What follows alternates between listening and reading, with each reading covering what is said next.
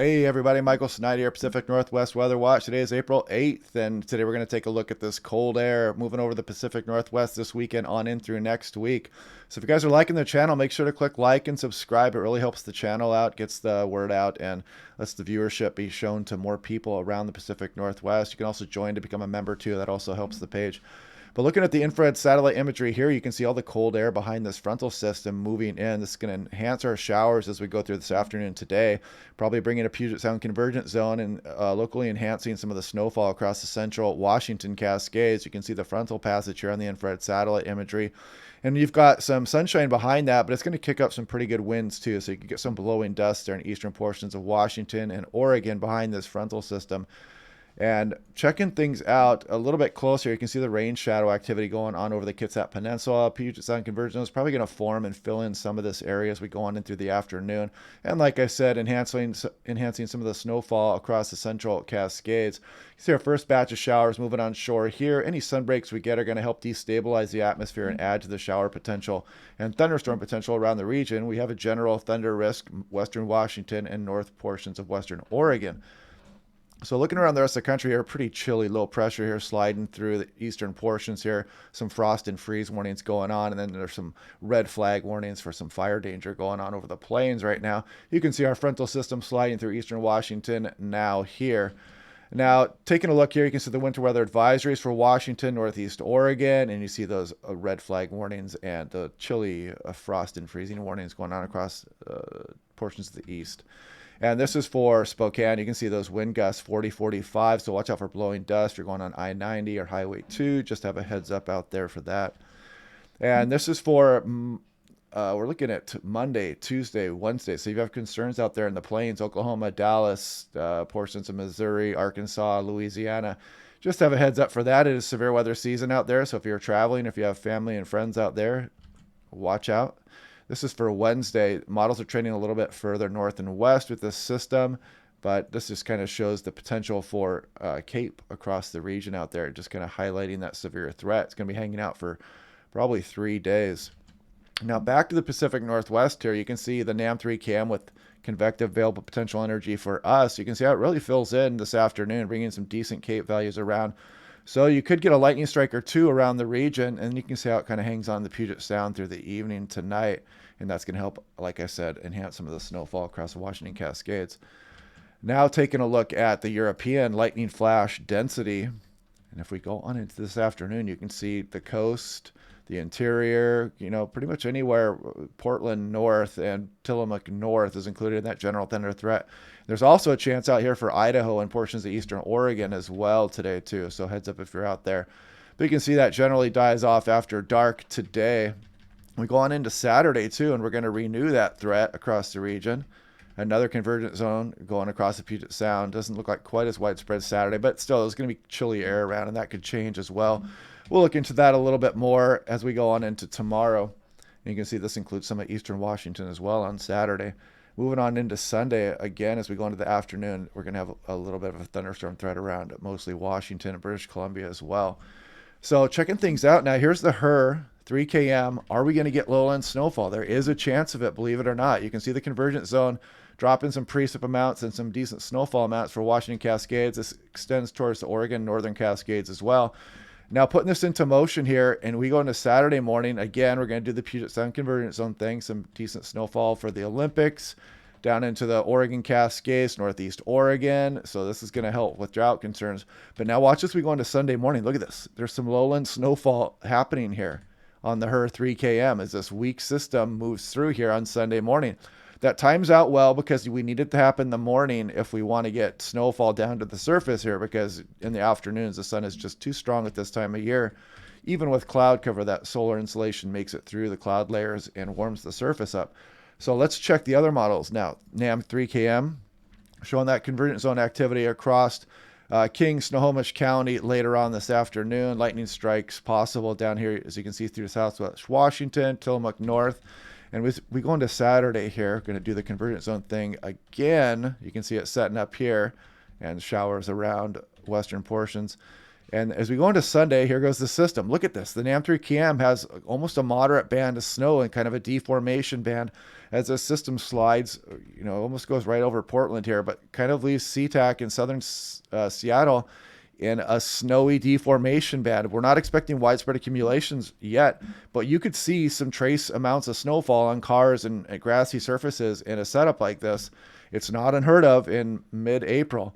The surface temperature is probably going to be a little bit too warm, but this is a very interesting system here that's kind of showing up well on the HER and the NAM so far, as you see.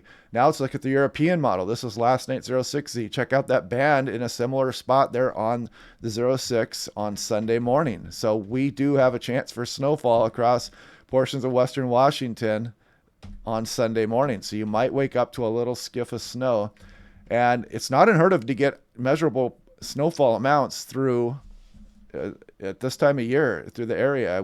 I've seen it all the way out through, I think, April 17th, 18th. We've got measurable snowfall at SeaTac. So now let's check out the temperatures.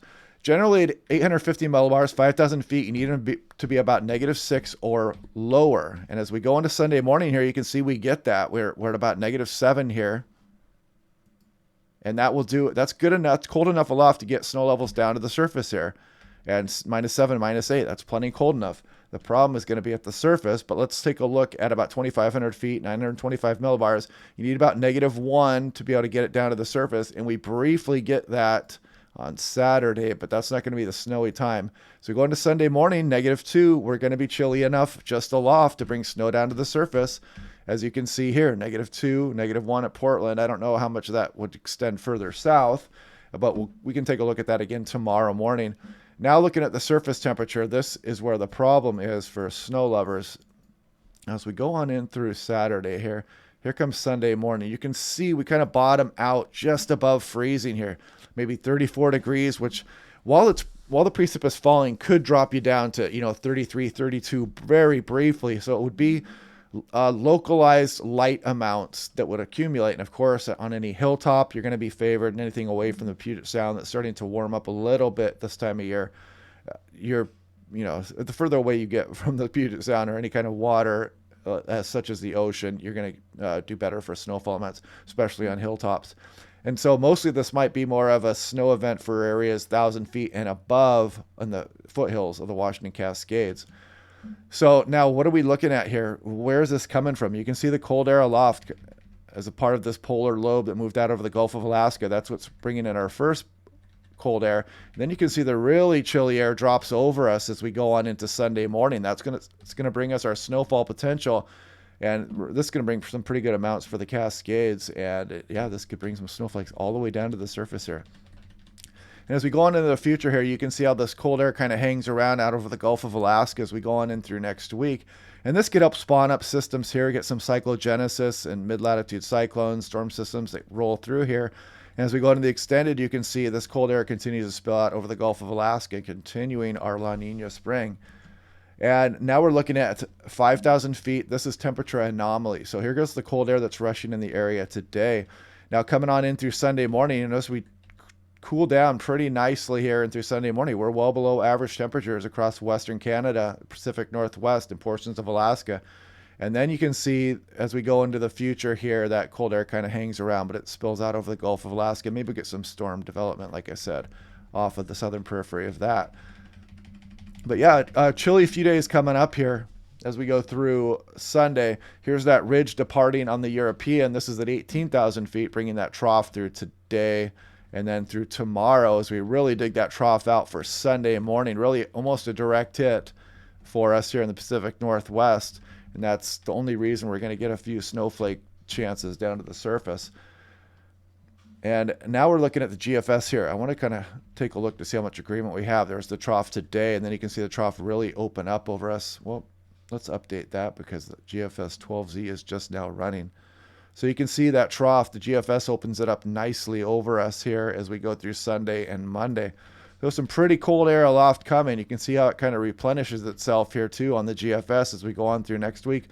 A little bit different than the European there. So we'll see how that pans out. It looks like some storms may develop over the Gulf of Alaska if the GFS is right in the extended.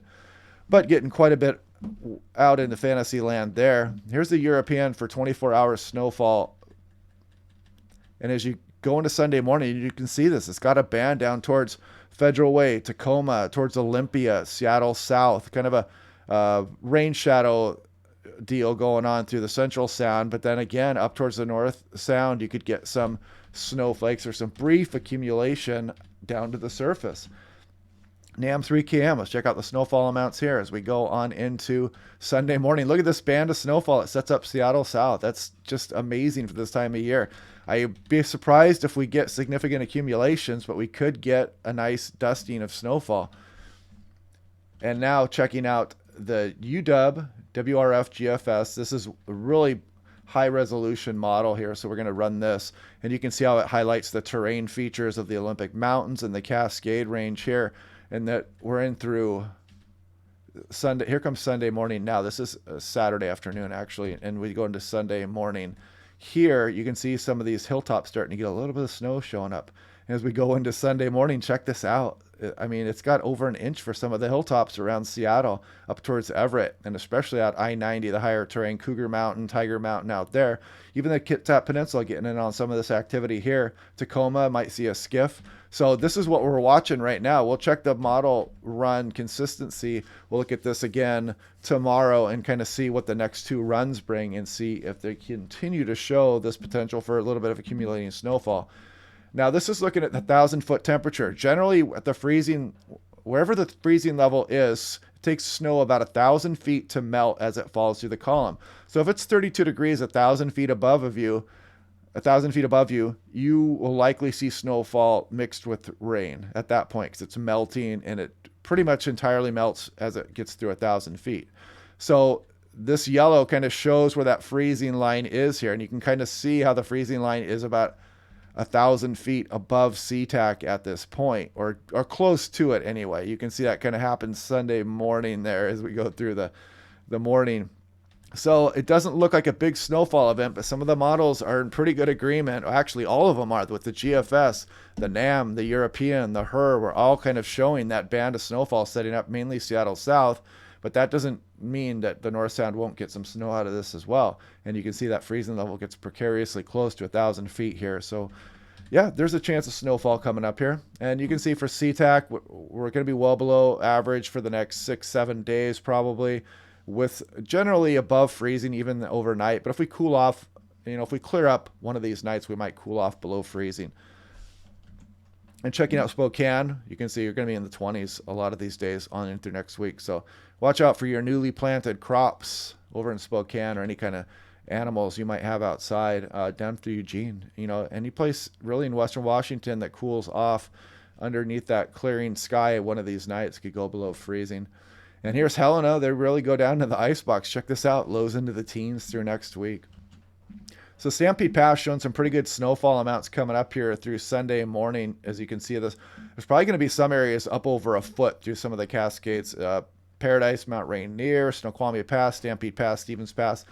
Any place that gets under one of these convergent zone bands, and then this system on Sunday. So we're probably going to get decent snowfall amounts again out of this system. So that bodes well for our summer and our water supply.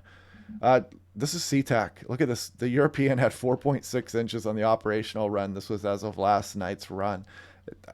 I would be extremely surprised if anything like that happens, but I would not be surprised to see snowflakes falling in the Seattle, Tacoma, Olympia, Everett, Bellingham area on Sunday morning. How much we're going to get, I don't know, but it should be just a brief accumulation at this point. We'll continue to watch it. And this is for Payne Field. You can kind of see ensembles hinting at that, but this total is not going to be the amount of snowfall that actually accumulates on surfaces, especially at sea level. So looking for a dusting as of now. So yeah, we're going to go through these thunderstorms today, again tomorrow. Then a really chilly system looks like it's going to move in right over Hoquiam or Portland, and it's going to leave Puget Sound in a deformation band. We'll watch the model trends with the location of that deformation band and see if it does bring snowfall down to the surface. So it is going to be a stark contrast from yesterday, where we got to the 70s across Seattle. Yeah, I mean, it was really warm. I got kind of a sunburn yesterday. And yeah, so you're going to feel it Sunday morning. You might even get some snowfall, maybe even enough to make a snowball if you're really lucky. So we'll watch that again tomorrow, and I might be out chasing severe storms next week, but I'll still do my best to do briefings, especially if substantial weather systems are going through the Pacific Northwest. I can still do those briefings in the morning and post them to YouTube. So yeah, I hope you guys are having a good day. Eyes in the sky today. Watch for lightning. Watch those dark clouds. When thunder roars, go indoors. And we'll watch these thunderstorms the next few days and watch that system on Sunday for snowfall. So I will talk to you guys later.